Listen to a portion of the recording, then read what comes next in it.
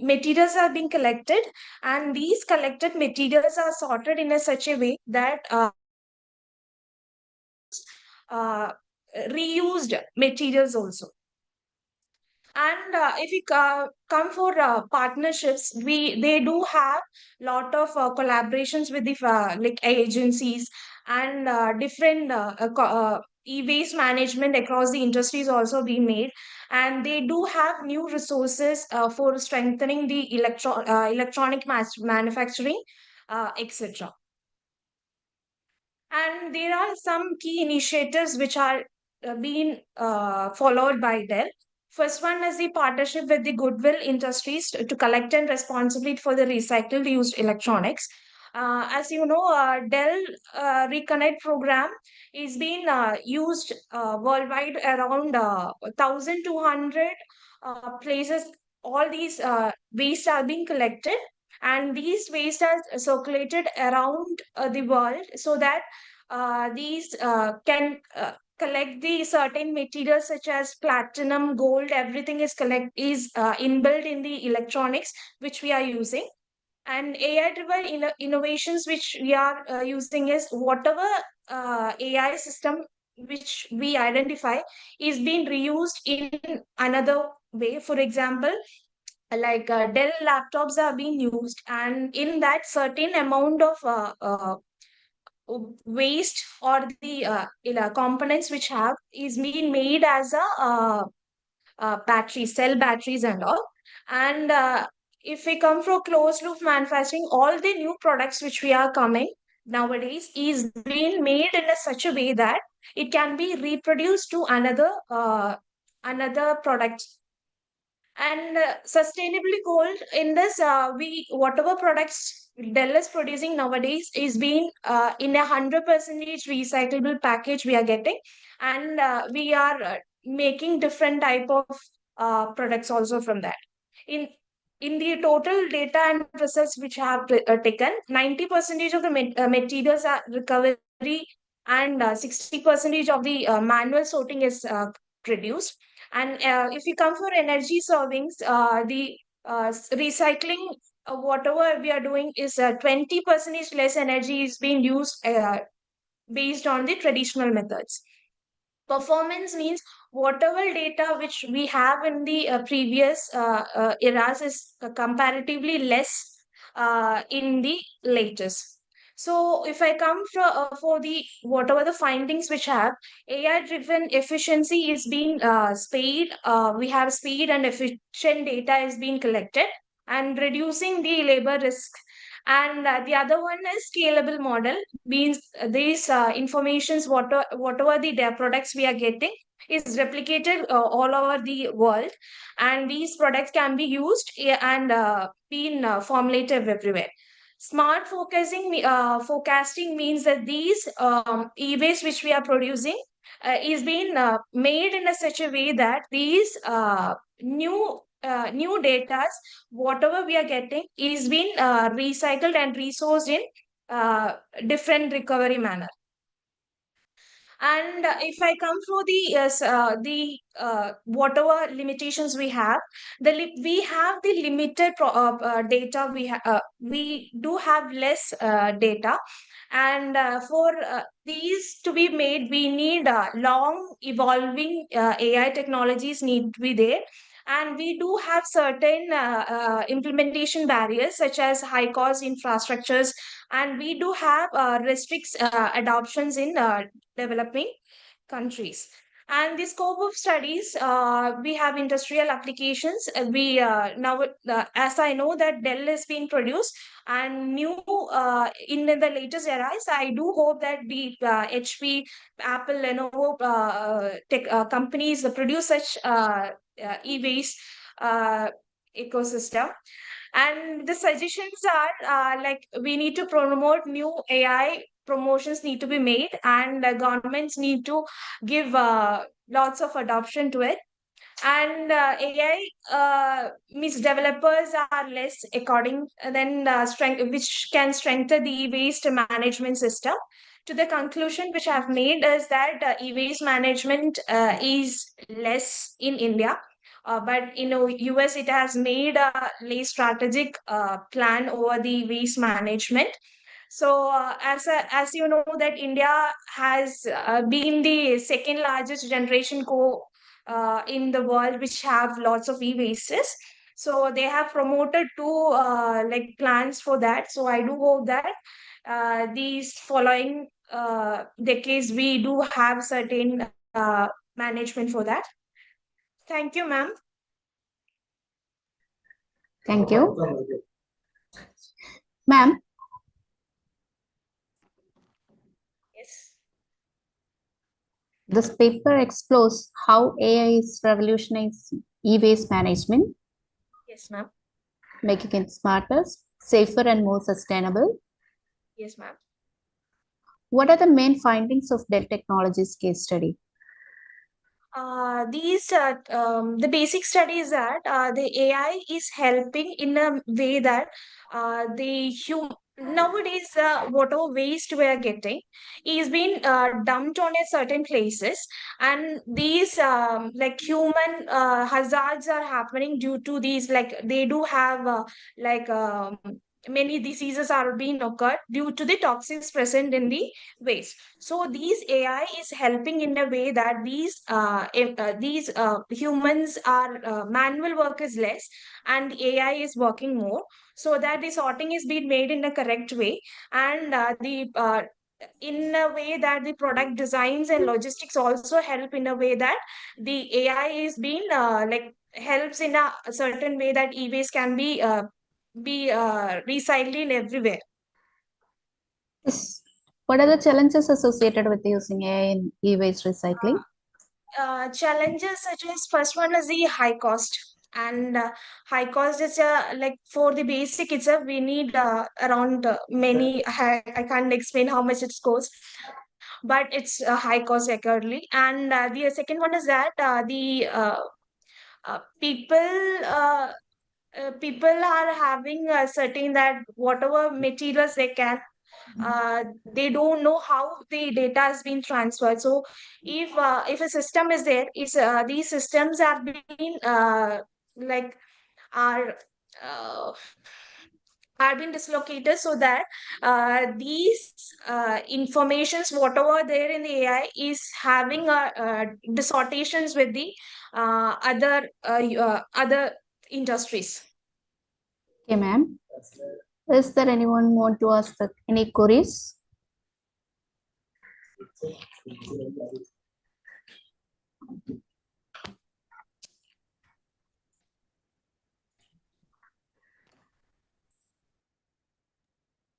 Participants, you may post your queries in the chat box or raise your hand so that we will unmute you.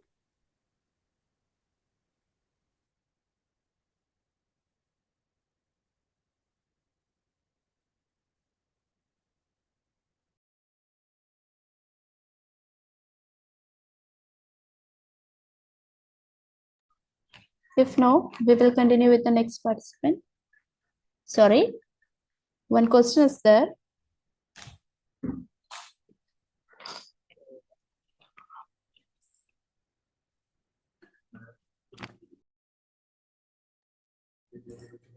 Renu ma'am?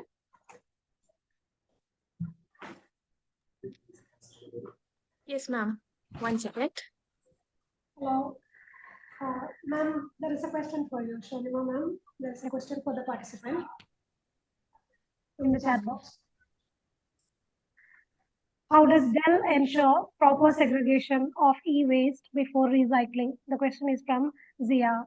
Okay, ma'am. I get it. Uh, as you know, that Dell systems are incorporated with different types of materials, and so the Dell is making in a proper designs and in a such a manner that whatever the materials which we are getting is being sorted, and these are making the whatever the AI is doing, it's using for recycling and rebuilding it. Is there any query?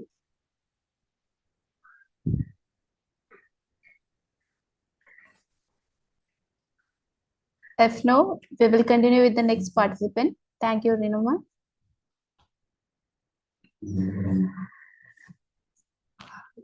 Next, I would like to call Fatima Rabia for presenting the paper.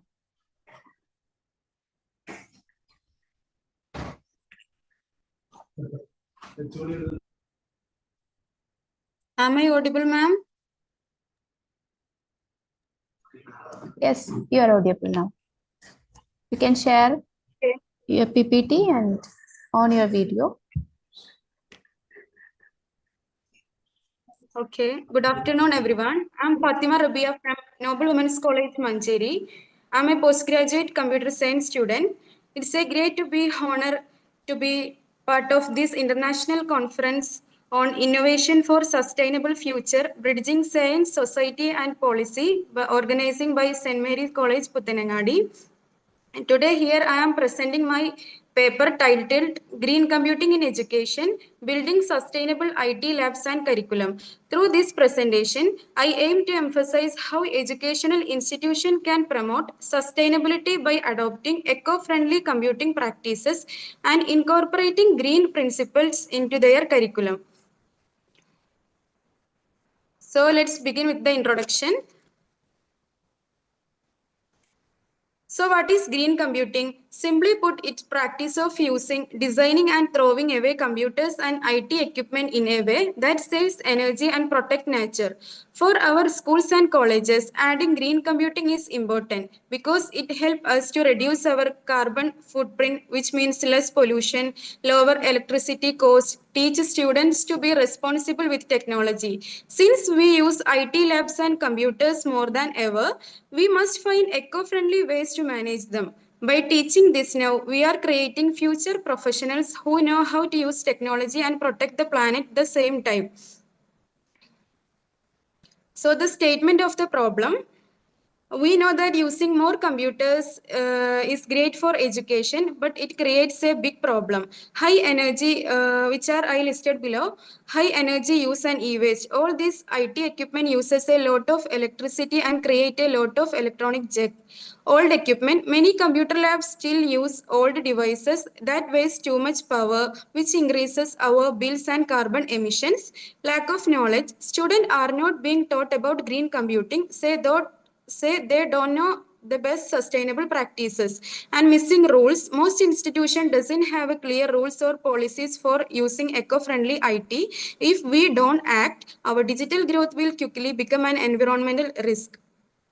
So the objectives of the study, my study aimed to find solution.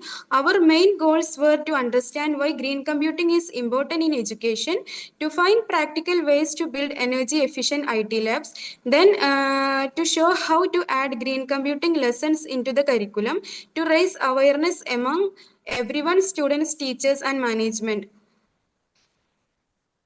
So to gather information, we used a mix of methods, qualitative and quantitative analysis. We surveyed and interviewed students, teachers and IT staffs. We studied existing reports, policy documents and sustainability reports. Our focus was on institution at the school, college and university level, specifically looking at energy use, e-waste and teaching methods.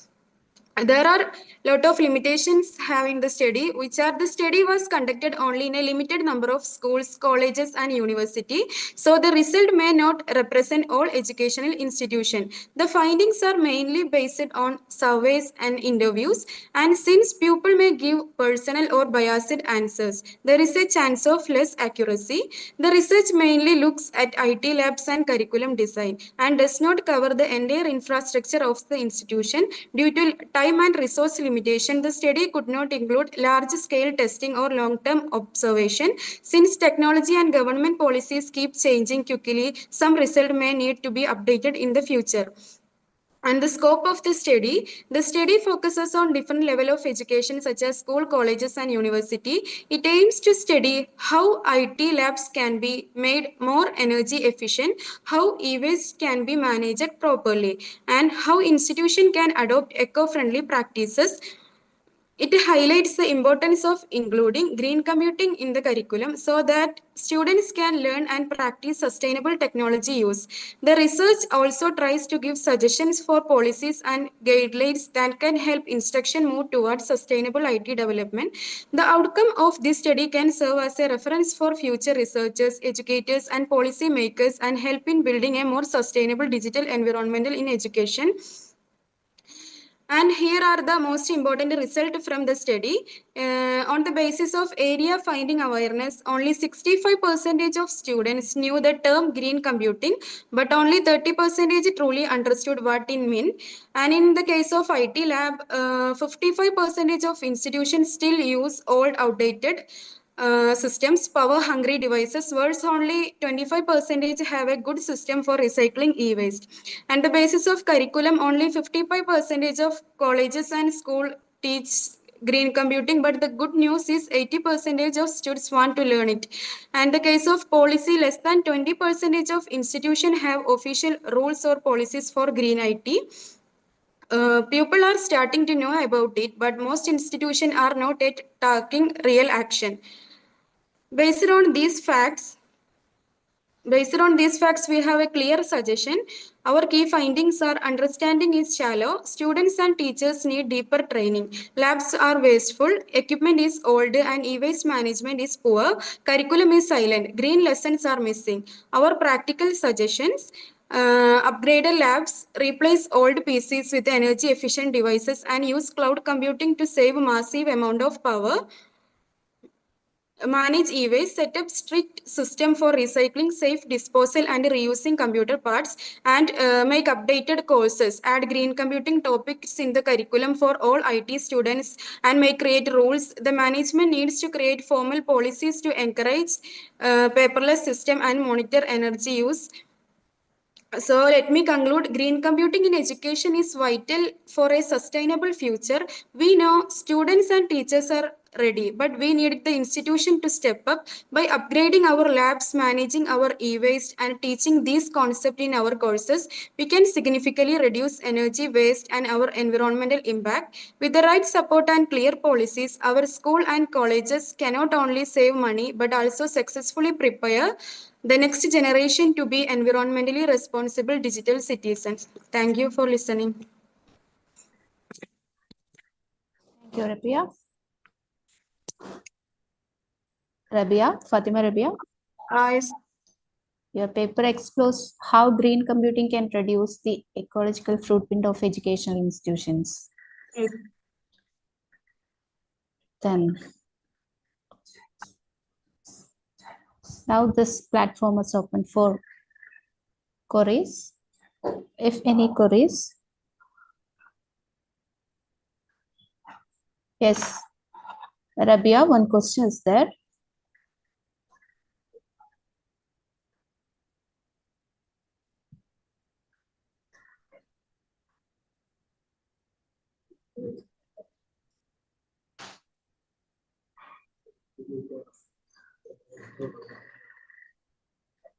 I'm collecting data from students, faculty, and IT administrators, and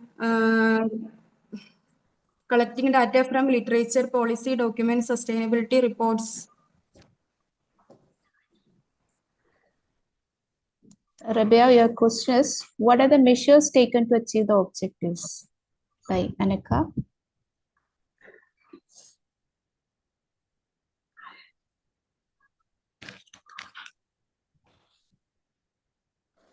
And how does that ensure sustainability?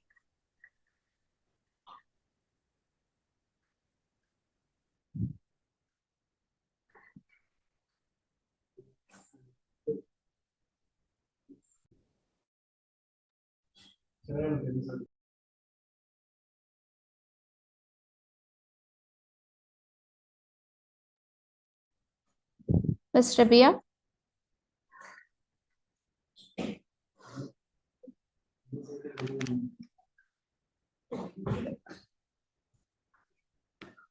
Fatima Rabia? Is that question clear to you?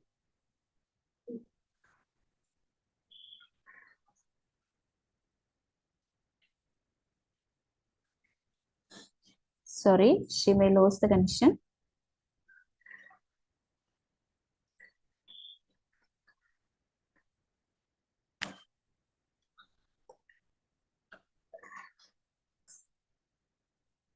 Now we are moving with the next participant, Ms. Nashida Ketty.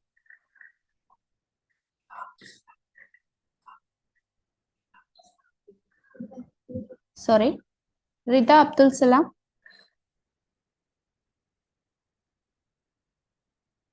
Hello, ma'am. I'm audible?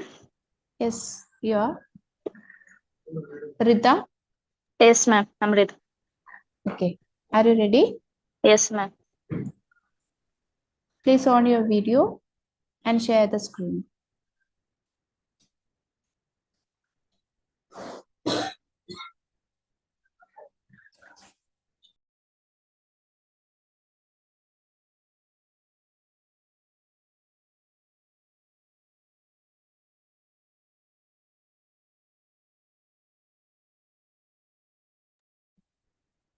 Hello, ma'am. Yes. Good morning. Good afternoon, everyone. I'm Rita Abdusalam and a PG student from of a computer science from Noble Women's College, Manjeri. And today I'll be presenting on the paper titled "Heads Computing for Energy Efficient Smart Cities: A Sustainable Approach." Before we begin, I'd like to briefly tell you what we'll be covering in this presentation. We'll look at an introduction to the topic, the problem statement, objective, the research methodology, statistical tools used, limitation, scope, and data result, finding suggestion, and finally the conclusion. Let's start with the introduction to understand the background of this study. In today's world, cities are becoming smarter, filled with IoT devices, sensors, and connected systems. And the systems helps manage things like traffic lights, waste collection, water supply, and electricity. But as the cities grow, the number of devices and the amount of the data they generate also grow very rapidly. Now, traditionally we use cloud computing, where all this data is sent to a big centralized server to process. However, this has several problems. It takes time for data to travel back and forth, causing delay or latency. It consumes a lot of internet bandwidth, and it requires more energy, which increases the carbon footprint. So here comes edge computing, a smarter or more sustainable solution. Instead of sending everything to the cloud, edge computing processes data closer to where it is generated, like near the IoT device or in a local server. That means the faster response time will be the less data transmission and the lower energy usage. So in simple terms, edge computing helps smart cities become faster, greener, and more efficient. Statements of the problem. The problem we are addressing in this study is the traditional cloud computing and cannot handle the massive data generated by modern smart cities efficiently.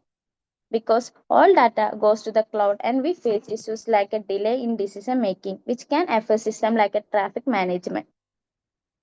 High energy consumption due to continuous data transfer, bandwidth overload leading to poor network performance, dependency on central server, which can create bottlenecks or single points of failure. So, the key problem is how can we process data faster and more efficiently while saving energy? That's where the edge computing became a powerful alternative. Though it is also come with a challenge like a host, cost, setup, and security concern, which the study aims to be explored. Now, let's look at the objective of this research. The main goal of the study were to analyze the limitation of traditional cloud computing in smart cities, to explore how edge computing can improve energy efficiency and reduce data delay, to study its impact on real-time systems such as traffic management, smart energy grids, and environmental monitoring, to evaluate bandwidth and energy saving achieved through the edge computing, to propose strategy that can help implement edge computing effectively for sustainable and resilient urban development. In short, we want to see how edge computing can make smart cities both smarter and greener.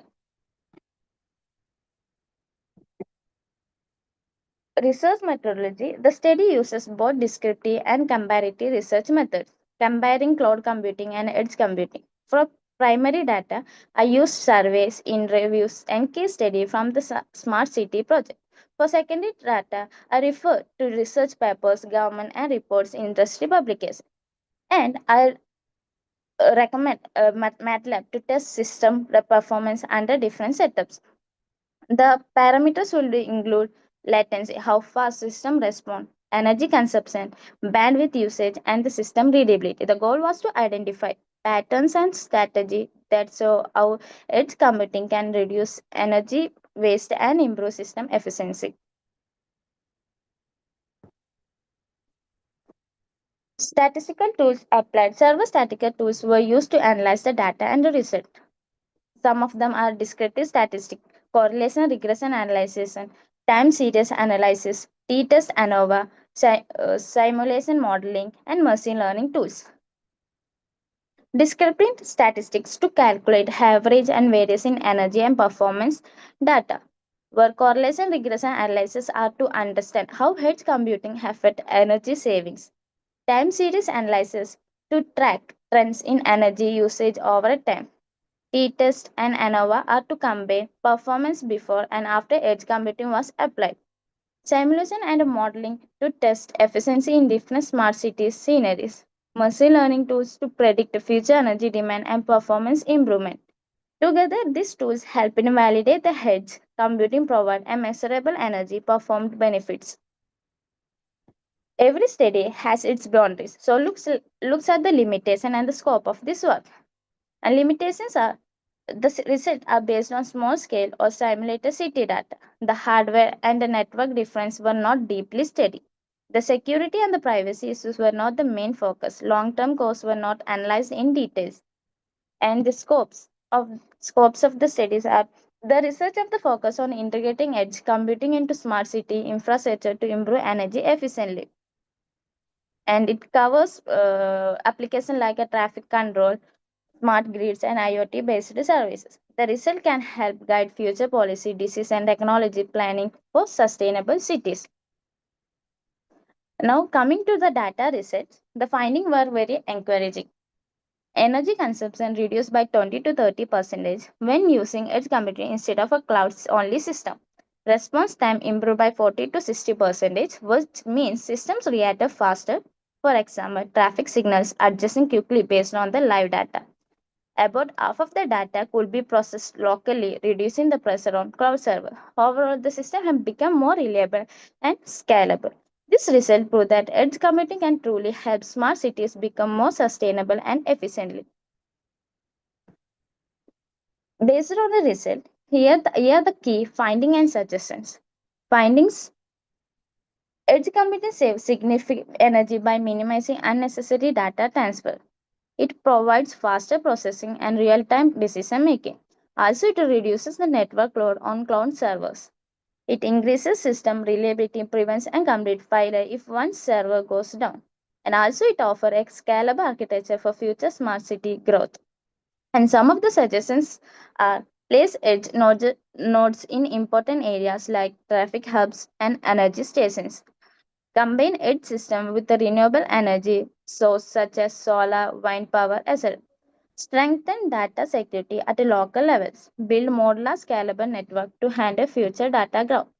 Encouraging government industry collaboration for large scale implementation. This suggestion ensure that smart cities can both technologically advanced and environmentally friendly. So to conclude, the edge computing play a major role in development of energy efficient smart cities. It helps processing data, also its source, reduce energy use, response time, and carbon footprint. It also supports faster decision making, better resource management, and sustainable city growth. So, in simple words, edge computing is not just a technology, it's a sustainable path forward for your future urban living. And thank you for listening. Thank you, Rita. Rita, am I audible? Yes, ma'am. Yes, your paper proposes a sustainable framework, Yeah. and you have many topics on that: edge computing, IoT, AI. Yes. You combined all the topics together. into one. And let me ask you one question. Okay. Can you list at least 3 urban surveys that can benefit from edge computing? Ma'am? Can you list at least 3 urban surveys that benefit from edge computing?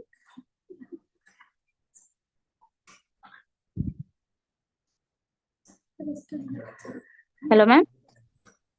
Hello, Hello. am I audible? Yes. I repeat the question. Okay. Can you list at least 3 urban surveys that benefit from edge computing? You're asking some benefits, right? Yeah. Can you list any 3 benefits from edge computing by using edge computing? You, you mean faster data processing things or the IoT sensors or hardware or software type? Okay. What do you think about the role of IoT? IoT is a kind of a sensor which helps many people. It's like we have many example like blind people's using a stick, IoT sticks, to understand the things, the difficulties they have in obstacles they have in road or anything. Like it can sense the things easily. Some of the example of IoT. Okay. Now the session open for queries. If anyone wants to ask the question, please drop in the chat box.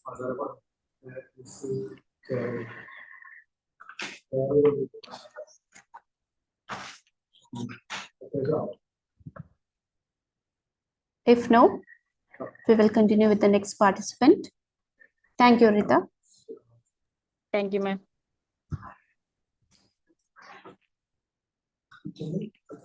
Next, I would like to call Ms. Nashida Ketty to present the paper. Yes, ma'am.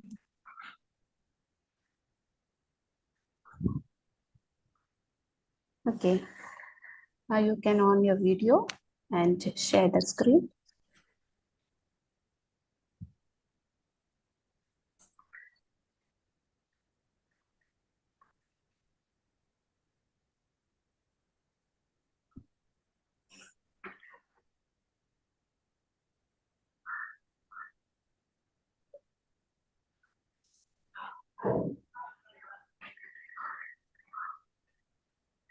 Good afternoon, everyone. I am Nishida Ketty from ST Marias College, Buttanangadi. Today, I am presenting my paper titled AI-driven climate foresting AI for sustainability at the International Conference on Innovation for a Sustainable Future.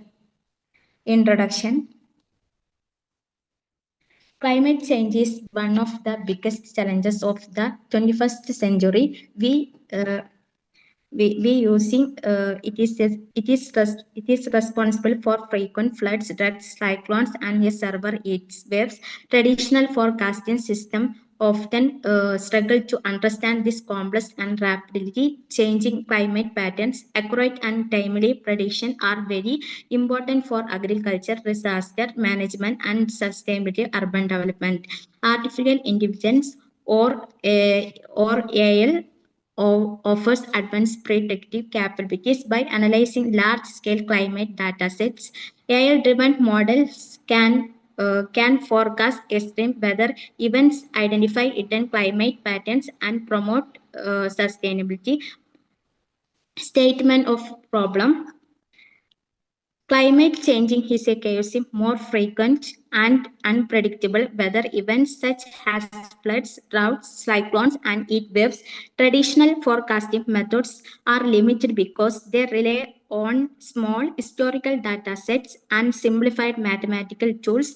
As a result, the predictions are often relied to generalized and lack local accuracy. This affects planning is agriculture, city management, and disaster prevention. Artificial intelligence can process amounts of complex climate data using machine learning and deep learning. However, challenges still exist, such as poor data quality, lack of transparency in AL models, known as black box problem, and difficulty integrating AL with existing climate system. Therefore, there is an urgent need to AL-based solution that provide accurate, localized, and a productive climate prediction to support sustainability decision making. Objectives of study: to analyze the limitations of traditional forecasting methods, to explore how AI and machine learning can improve climate prediction accuracy, to develop AI-driven models for localized and timely forecasts, to access how AI can support sustainability, resource management, and disaster preparedness, to identify challenges such as data quality and model interpretability, and finally to propose practical solutions that connect AI technology with the real world sustainability application. The result methodology this study follows discrete and analytic research designed to explore AI application in climate forecasting. Data collections. Data were gathered from historical climate records, including temperature, rainfall, and storm data, as well as satellite imagery and environmental sensor information. Reports from meteorological and sustainability organization were also used. AI techniques. AI techniques, machine learning algorithms like regression and random forest were used for prediction. Deep learning models such as long short-term memory and convolution neural network were used to recognize complex patterns. Data analysis. This process involved cleaning and a pre-processing data sets, training and a validity AI models, and evaluating them using metrics such as accuracy, precision, and recall. Implementation. The AI-driven model were developed and tested for real-time prediction, outcome assistance. This study focus on improving forecast accuracy and generating insights for sustainability management and disaster preparedness. Statistical tools used. Several statistical tools were applied in the study: discrete statistics, mean, median, mode, and standard derivation to describe climate data, correlations analysis to study and relationship between temperature, rainfall, and other variables, regression analysis to predict future trends based on past data, time series analysis to identify patterns over time for forecasting, error matrix, root mean square error, and mean absolute error to measure model accuracy, visualize tools, graphs, heat maps, and trend charts were used to present and interpret result efficiently. The limitations of study. It, like research, the study also has certain limitations. It depends on the quality and availability of climate datasets. AIL models sometimes have interpretability issues, that so-called black box problem. Real-time testing is limited by the infrastructure and computing resources. Accuracy may vary during extreme of prior climate events. Integration with the existing forecasting system remains a challenge.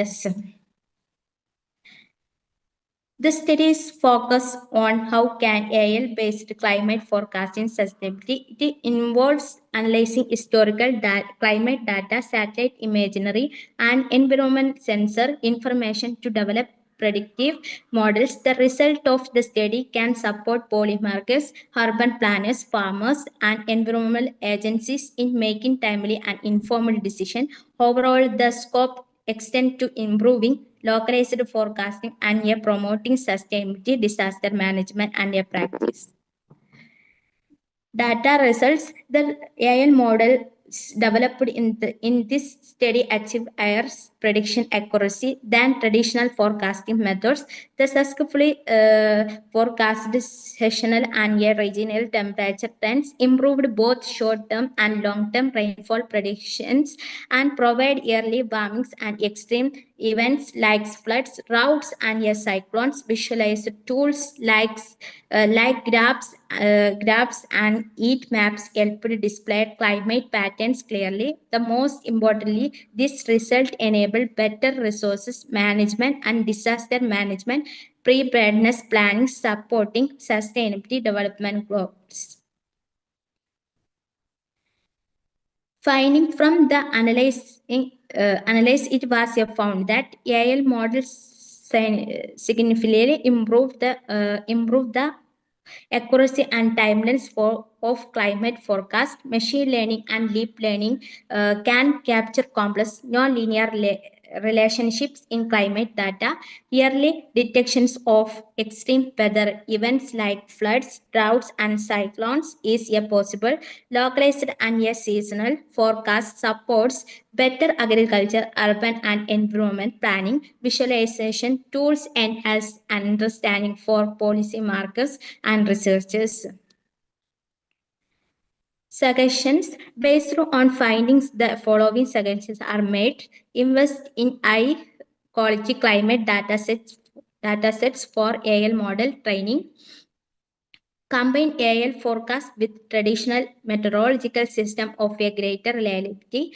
Develop user-friendly AI platform for farmers, planners, and policy makers. Update AI models regularly to reflect changing climate patterns. Encourage AI-driven sustainability in water, energy, and environmental management. To conclude, artificial intelligence greatly enhance the accuracy, speed, and reliability of climate forecasting. The machine learning and deep learning models can identify hidden environment patterns and give early warnings of extreme weather events. This forecast helps in productive disaster management, efficient resource use, and sustainability development. By integrating AI with the traditional forecasting methods, we can create a more robust, adaptable, and sustainable climate forecasting. Ultimately, AI stands as powerful tools for sustainability, helping both policy makers and communities to adapt effectively to the challenges of climate changes. Thank you. Thank you, Nishita. Nishita, your paper proposes an inclusive AI-driven sustainability framework. Yes. Now this platform is open for queries. If anyone Yes. want to ask the query, Yes, please drop in chat box.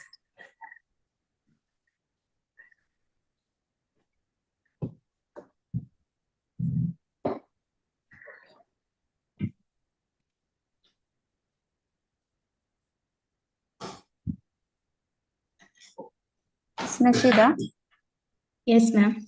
how does AI improve the accuracy and effectiveness of climate forecasting as we compare to traditional method?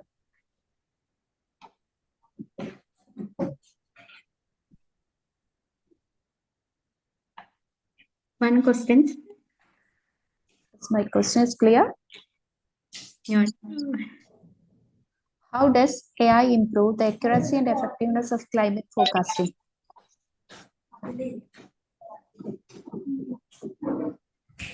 You made a deep study on climate forecasting using AI.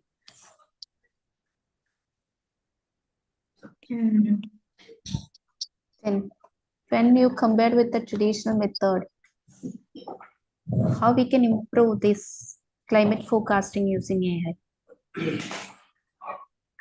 Collect recent high quality data, weather sale trends, remove errors and outliers before analyzing. Okay, what do you think about any challenges in this paper?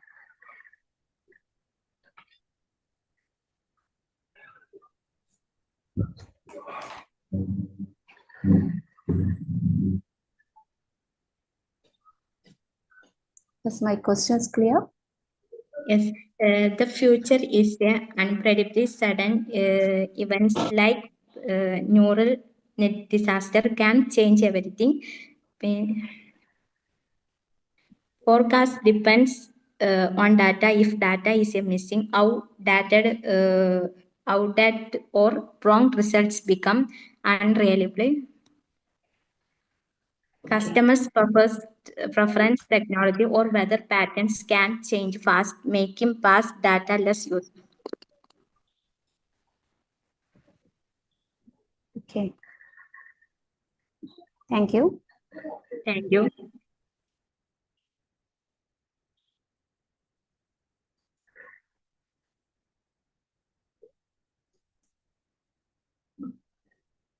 Next, I would like to call next participant. Ms. Shaniba PK.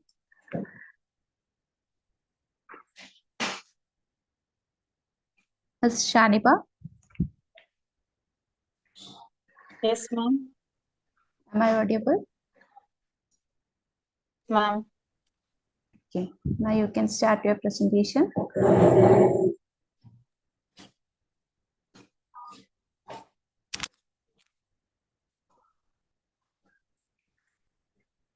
Also, you can on the video.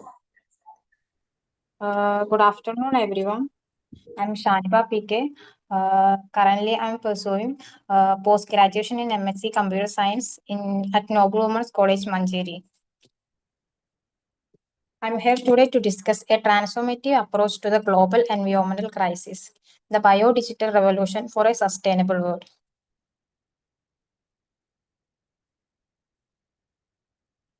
So this presentation will explore how we can literally reprogram nature to address the most severe challenges facing our planet. In starting with the introduction, the truth is traditional sustainability efforts are simply no longer enough to meet the scale and urgency of this crisis.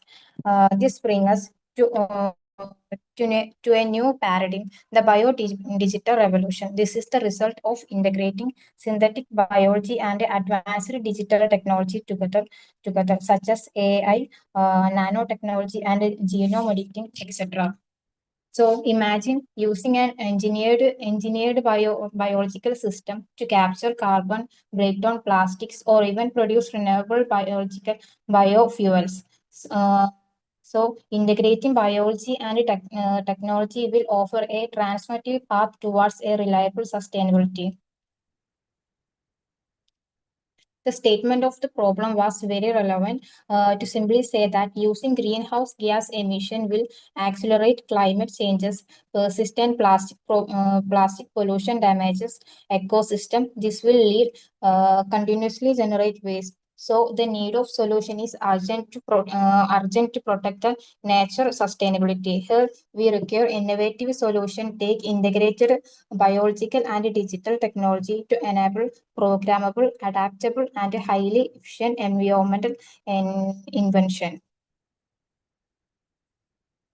This study was designed to explore the potential. Our core objectives are to explore the potential of synthetic biology in engineering organism for environmental sustainability, to examine how biodigital convergence combining biology with AI and digital modeling enhances the design and scalability of the solution, to identify two key applications in carbon capture, plastic plastic degradation, renewable biofuel production, and also sustainable agriculture. And finally, to discuss the challenges, ethical consideration, and policy frameworks necessary for responsible deployment. And applied research methodologies are literature review, comprehensive analysis of recent academic paper, reports, and case studies on synthetic biology, biodigital convergence, and sustainability application, comparative analysis, that is evaluating of existing biodigital technologies and their effectiveness in addressing environmental challenges such as carbon capture, plastic degradation, and biofuel production. Case studies, examination of pioneering projects, and real-world implementation showcasing biodigital innovation in sustainability, and also interdisciplinary approach and ethical and policy reviews. The statistical and analytical tools applied. This slide explains how exactly does this biodigital convergence work. My review of the data reveals two existing areas of progress. First one is synthetic biology advances or tools, and second one is biodigital tool. The synthetic biology tools explain we are seeing engineered microbes that shows significant potential to capture carbon dioxide at a rate surpassing natural organism, and also they can also efficiently degrade challenging materials like PET plastic, that means polyethylene terephthalate. And the second one is biodigital tools. The integration of artificial intelligence and automation is revolutionary. It reduces biological design cycle and drastically increasing the accuracy and scalability of engineered biological system. Especially the artificial intelligence help us writing the code of life faster than better. And the limitation and scope of the study. The scopes are explained that this study focus on how synthetic biology and digital technology work together to promote environmental sustainability. It explores practical applications like carbon capture, plastic degradation, biofuel protection, and circular economy models. The research also discussed technological, ethical, and policy aspects of these innovations. It mainly based on existing literature and case studies highlighting emerging trends and future possibilities in this field. The limitations are the study does not include original experiment or fieldwork. Since the technology changes quickly, some findings may become outcasted or outdated. These may be biased in case study selection or source materials, and ethical and policy issues differ by region. So not all the global views are covered. Also there is still uncertainty about the long-term ecological effects of synthetic organism, as few have been tested in real environment. And the data result, synthetic biology advance. Engineered microbes show significant potential to capture carbon dioxide at a rate surpassing natural organism and degrade plastic like PET efficiency. Biodigital tool impacts circular economy progress, environmental benefits. Programmable organism improve soil health, reduce chemical fertilizer use, and enhance crop reliance, contributing to sustainable agriculture. Challenges identified are ecological risk of releasing synthetic organism remain a concern. Governance and ethical frameworks are still developing. And findings and suggestions of these topics are there are a lot of findings and suggestions. Some of the few findings are synthetic biology and biodigital convergence offer a powerful tool to engineer organism capable of addressing major environmental challenges such as carbon capture, plastic degradation, and renewable biofuel production. AI and digital technologies accelerate design and optimization. Circular bioeconomy model are emerging where waste is transformed into valuable resources, reducing pollution and resource depletion.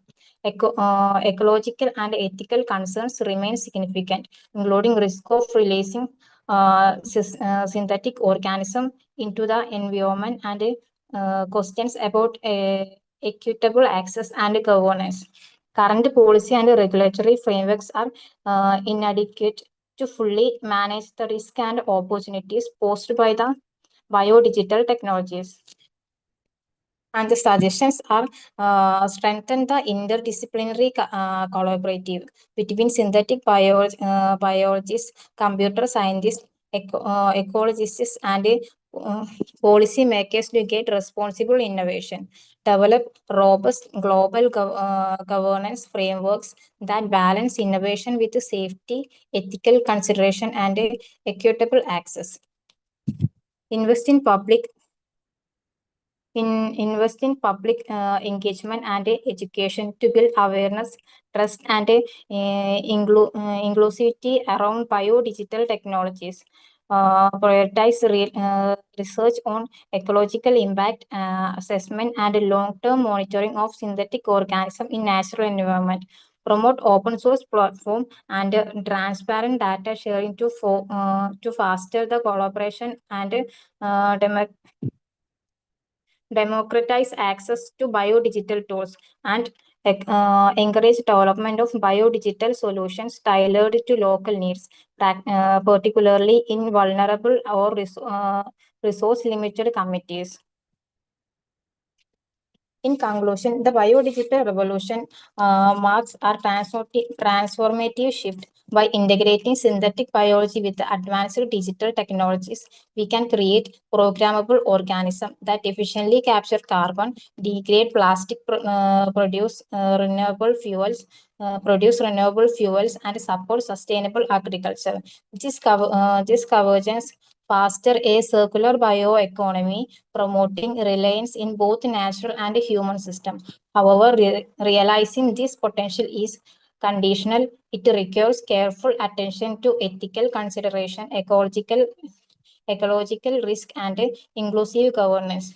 Through collaborative efforts across science, technology, policy, and society, the biodigital revolution can truly become the cornerstone of a sustainable and equitable future for all.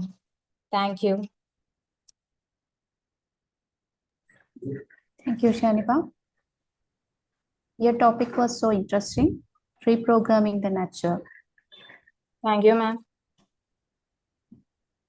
And you discussed about many topics like synthetic biology, which is combined with the digital technologies like AI and robotics.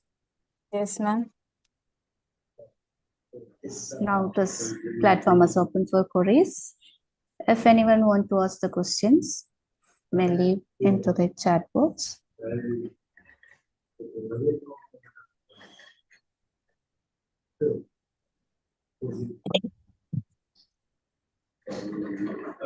Does anyone want to ask the question to Shaniva?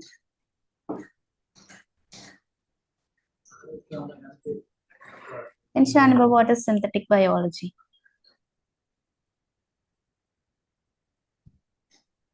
Ms. Shaniva? Yes, ma'am. Yes, my question is clear. What is synthetic biology?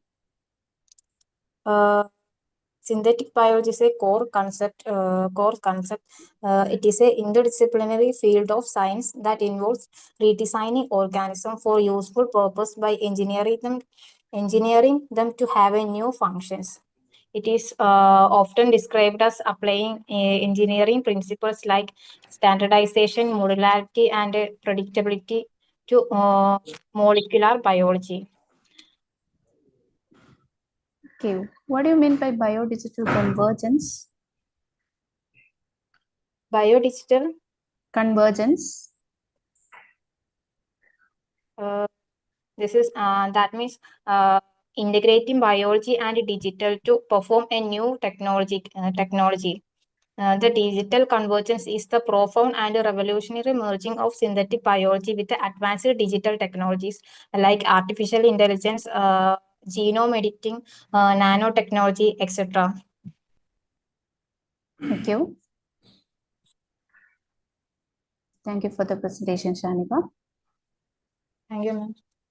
Next, we are moving with the next participant, Ms. Shibila Sharanti.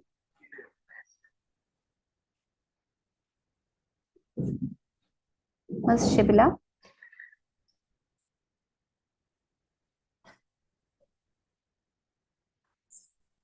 Ms. Shibila Sharan.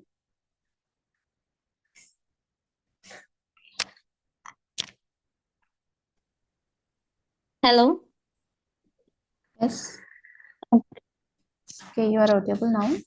Yes. You can share the screen and on the video. Okay.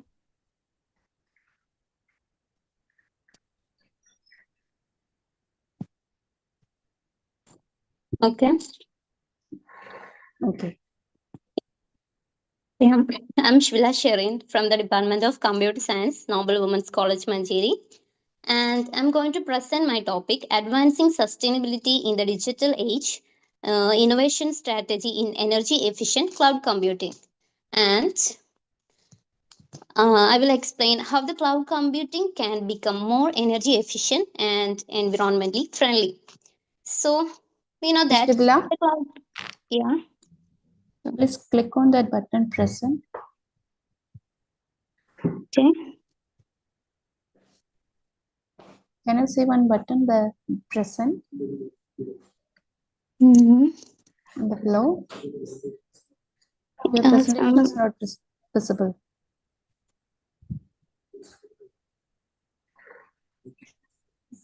You can see the icon is there, present icon is there.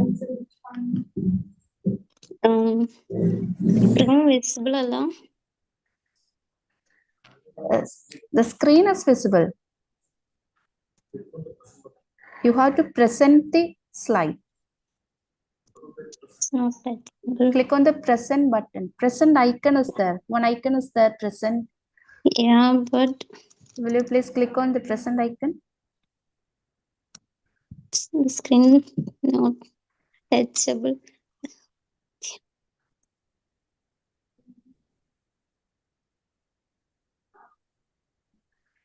Sorry. Oh.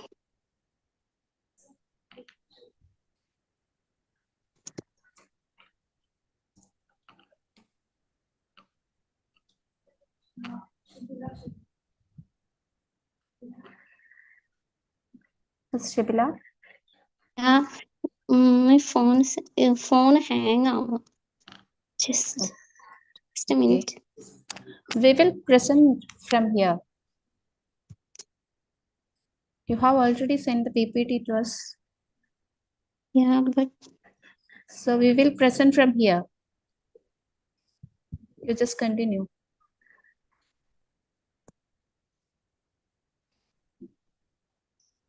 okay.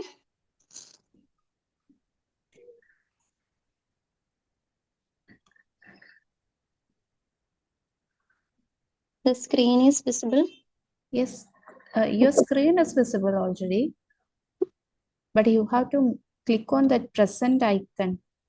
Can't touch the screen. It's not working.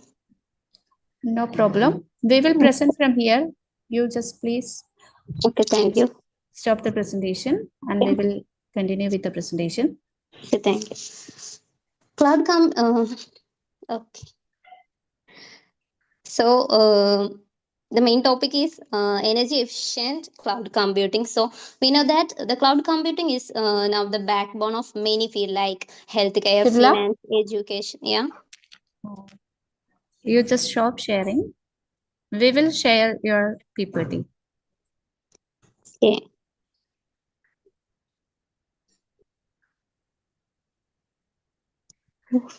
Wait for a minute. Yeah. Sorry. It's okay, no problem. Mm.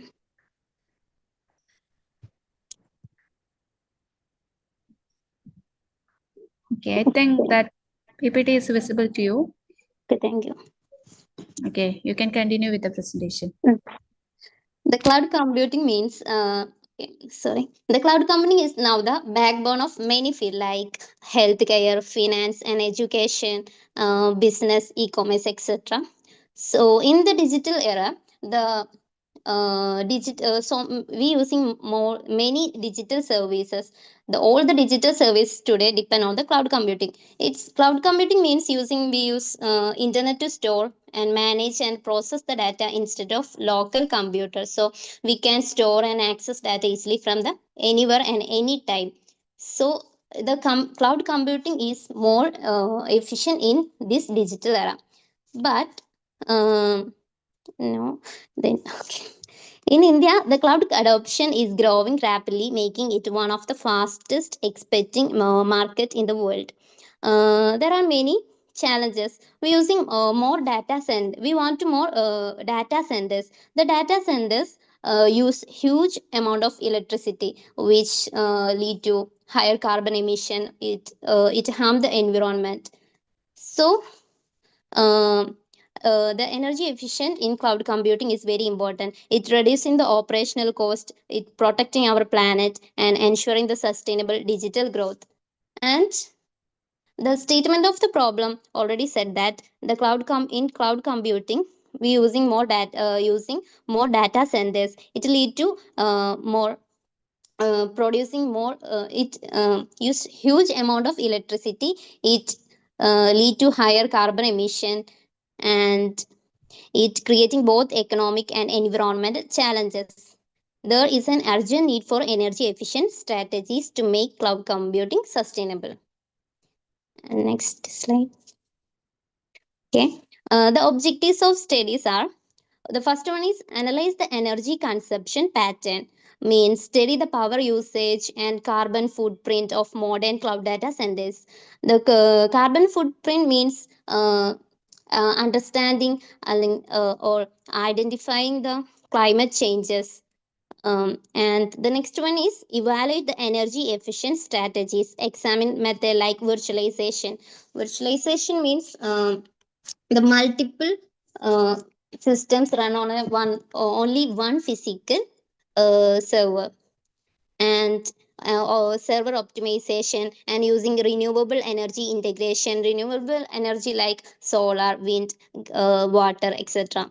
And the next one is assess impact on sustainability, means determine how cloud computing innovation contribute to environmental protections. And next, and compare the cloud service providers. It's the most effective in reducing energy consumption, because we can identify and understand the providers. The next one is forecast future energy need. It's means use statistical and predictive tools to estimate energy demand and plan sustainable solutions. And it provide the recommendation, suggest actionable strategies or organization to implement energy efficient cloud practices. And why energy efficient matter? According to this recent report, the global data under electricity using increasing 10% of each year, and globally the data under consume around 3% of world electricity. Already said that in India the number of data centers centers is rising quickly due to the digital transformation, and India is the one of the fastest growing cloud market. So if we ignore energy efficiency, it lead to higher cost, unstable power grid, and environmental degradation like pollutions. And so we improve the efficiency, it can save our money and protect our planet, improve the performance. Next. There are many challenges in cloud sustainability. The first one is power consumption. Power consumption is a high power usages. We using more servers in data centers. So the servers run all day and consume a lot of electricity. So it's the main challenges in cloud sustainability. The next one is cooling system. The hot climate increase the energy used for cooling. So we need more cooling systems for servers. And the next one is renewable adoption. high initial we want high initial investment and and we had some limited infrastructures. The next one is policy gap, lack of unfilled standards and benchmark for green cloud. The low awareness means many companies still focus only on the cost, not sustainability. So the low awareness is main key challenges in cloud computing. The, okay, next.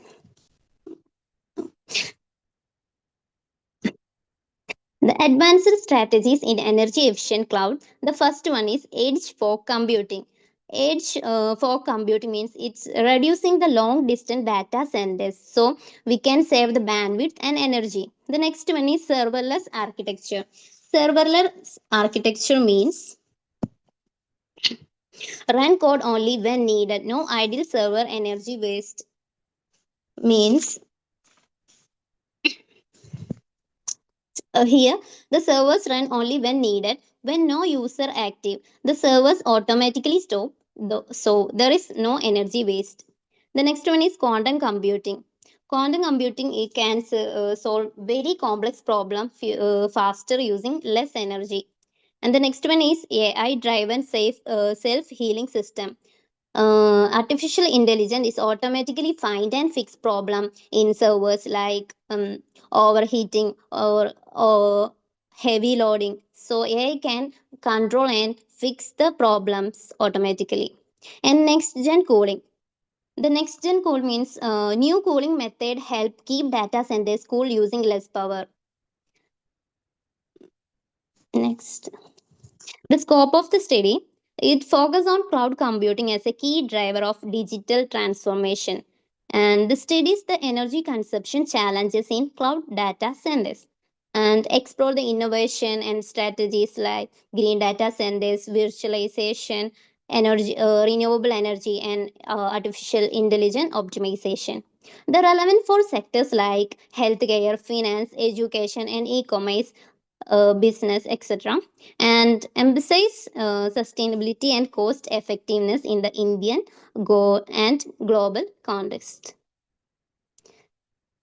The data results are energy consumption in data centers.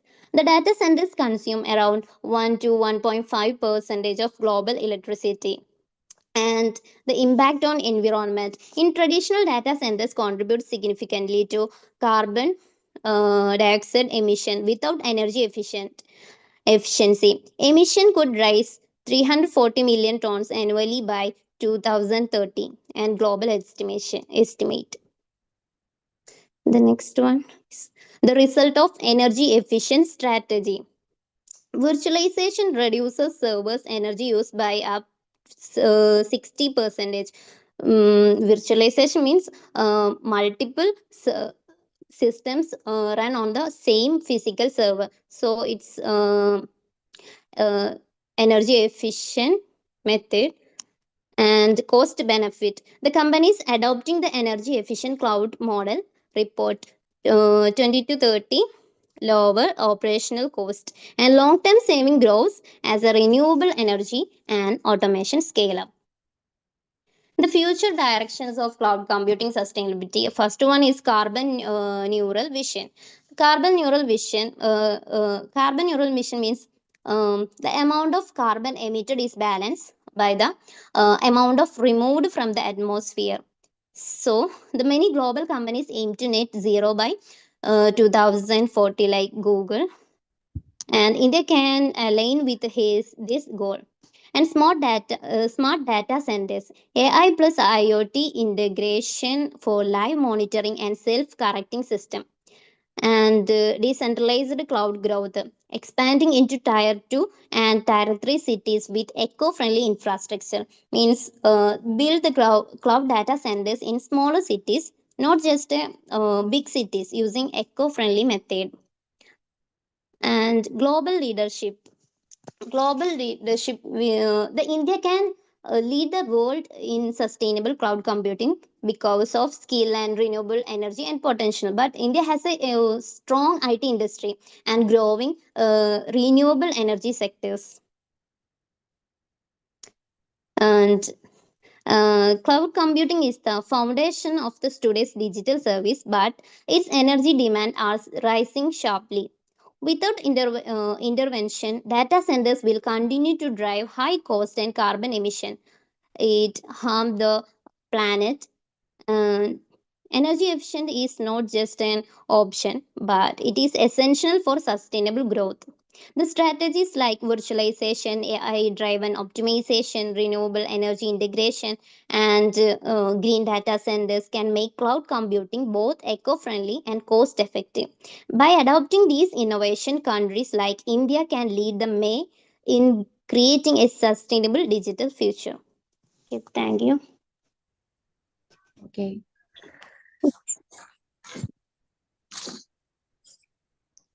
Shibla, Uh, your yeah, paper proposed a framework that include AI-based monitoring, yeah, renewable energy integration, yeah, and energy efficient cooling and policy collaboration yeah, to reduce the carbon footprint.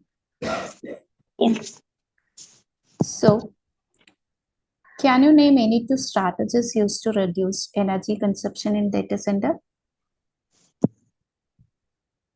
We using AI in data centers can because AI can control and fix and find the problems automatically, and using renewable energy like eco-friendly energies like solar, wind, water, etc.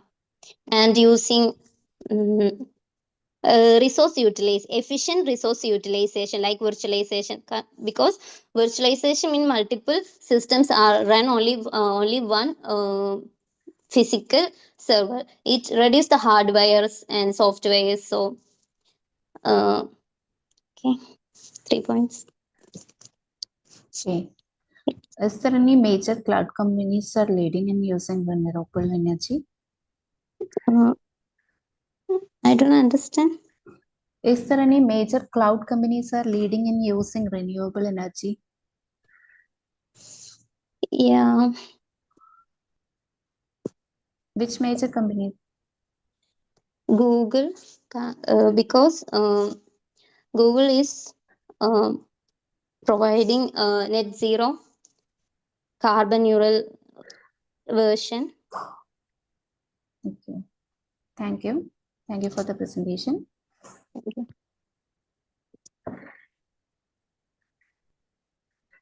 Next, I would like to call the last participant of the paper presentation, Shahna Rahim. Shahna, Hello? am I audible? Yes. Now you can start the presentation and Okay. switch on your video.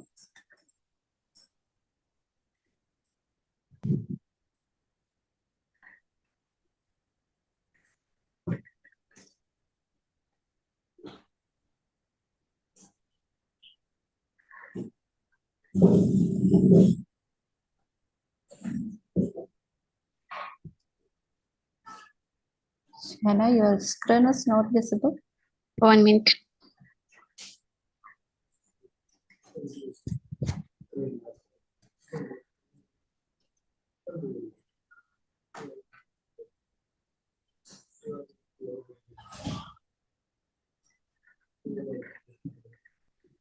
Hello, ma'am. Yes. Okay. Good afternoon, everyone. I'm Shana Rahim from the PG Department of Computer Science, Manjeri. I am here to present my paper titled Crash to Tech Transforming E-Waste into Sustainable Computing at this international conference on innovation for a sustainable future. The research shows how technology itself can become a solution to growing e-waste crisis. Let's start with introduction. In every year, the world generates over 57 million metric tons of electronic waste, but less than 20% is recycled safely. The rest end up in landfill, release toxic materials that harm both ecosystem and human health. However, e-waste also contain variable element, rare earth, metal, gold, and functional materials. In my project, Trash to Tech explore how we can recover these materials using nanotechnology and reintroduce them into the computing sustainably. Statement of the problem. All the recycling methods don't work well. They waste material and pollute the environment. At this same time, mining new material from the earth causes more damage. So we need a better system that can recycle e-waste safely, efficient, with less pollutant. Objectives of the study. There are six main goals. First one is understand how e-waste affect the environment and society. Second one is build a trash to tech framework using nanotech and digital modeling. Third one is design smart disassembly and nanoscale recovery methods. And fourth is create new computing part from the recycled materials. Fifth one is evaluate result through life cycle assessment. And sixth is recommend strategies and policies for a global adoption. Next is research methodology. In our research has two main parts. First one is experimental part and second one is computational modeling. In first one, we collected e-waste like phones, batteries, motherboards, etc. are used to AI to separate materials safely and recovered useful metals using nanotechnology. Then we made new computer part from these recycled materials. The second one is computational modeling. We created computer models called digital twins to test and improve the recycling process. This made the whole system faster, safer, and more efficient. Next one is statistical tools applied in the study. We used simple statistics to check how well our system worked. We measured the recovery rate and compared with traditional recycling. Our method recovered about 92% of valuable metal, while normal recycling only got around 40%. We also studied how different factors like energy use or device type affected the results. Limitation and scope of the study. First one, limitations. Setting up nanotechnology lab needs a high cost, a lot of money needed. There are strict safety rules and regulation for handling e-waste.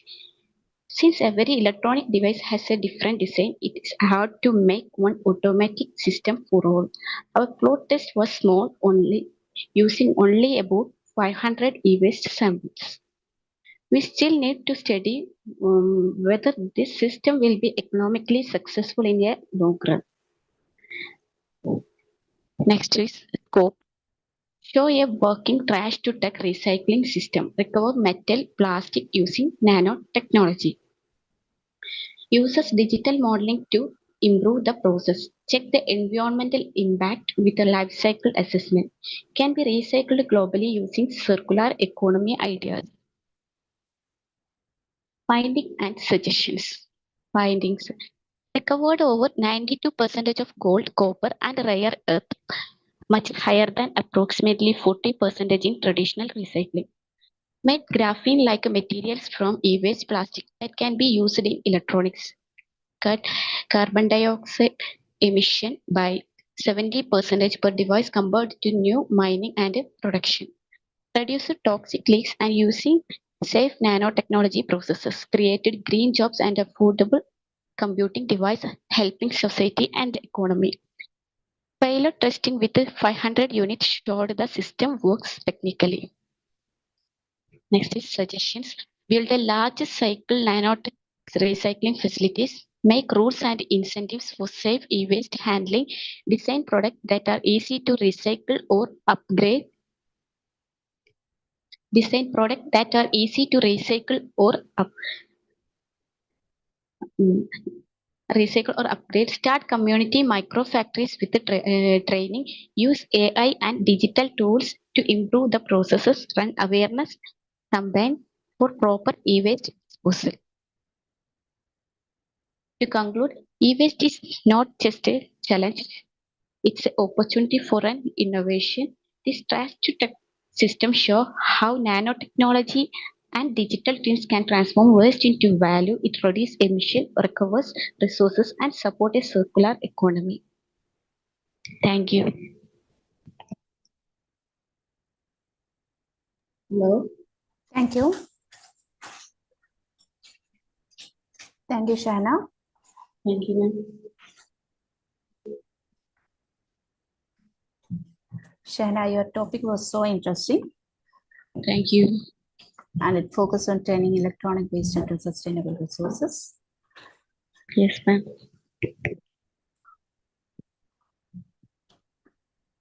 What valuable materials can be found in e-waste?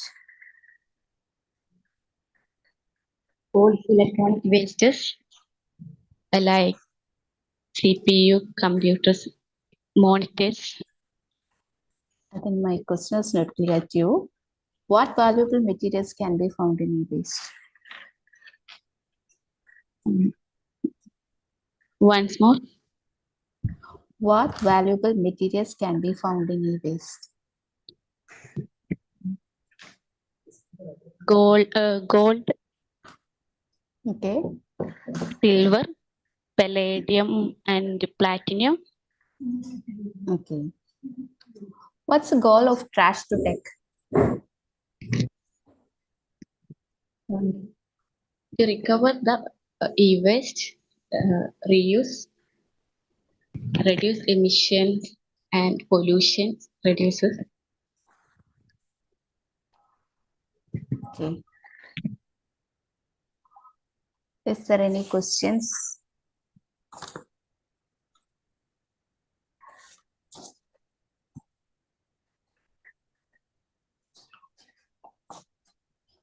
If any queries, please share in the chat box.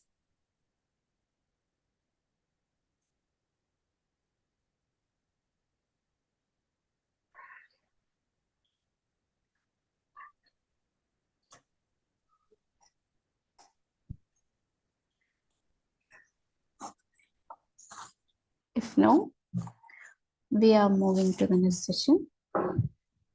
Thank you, Shana.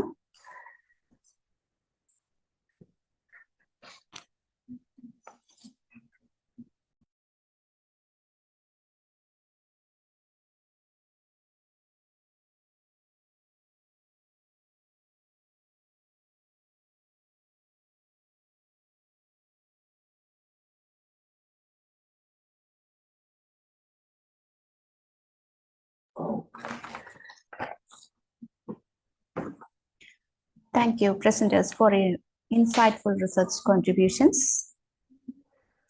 The papers presented today reflected the latest trends and innovations in computer science, particularly in areas that are shaping the future of technology. I wish all the continued success in your research endeavors. Thank you. Thank you all the participants.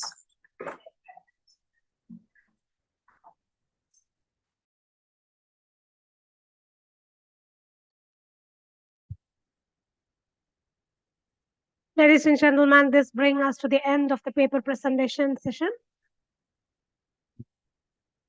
We sincerely thank all our presenters for their valuable contributions and for sharing their research insights with us.